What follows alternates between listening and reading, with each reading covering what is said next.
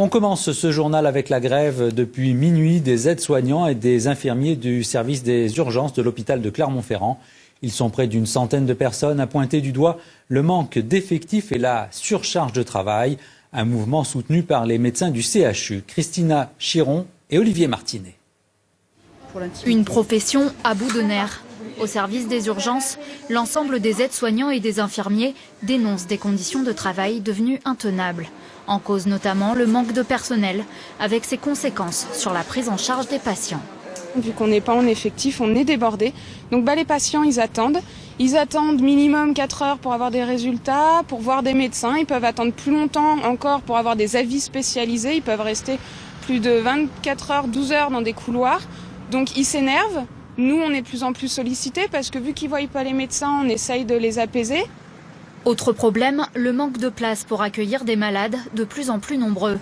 Une situation liée en partie aux déserts médicaux.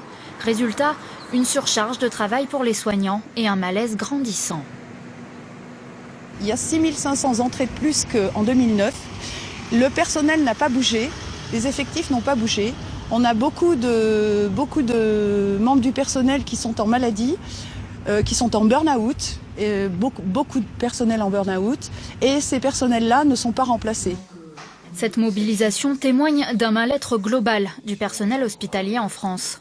Ce matin, les syndicats se sont réunis pour pointer les dysfonctionnements de la réforme de l'hôpital public, avec en ligne de mire la mise en place des groupements hospitaliers territoriaux. Ça va être des suppressions de postes puisqu'il s'agit de mutualiser les activités, mutualiser le personnel, et donc il n'y aura plus de doublons, il y a des filières de soins qui vont être réduites. Au CHU, la direction n'a pas souhaité communiquer. Elle doit recevoir le personnel soignant lundi prochain. En attendant, la grève se poursuit. Une mobilisation nationale est prévue le 8 novembre.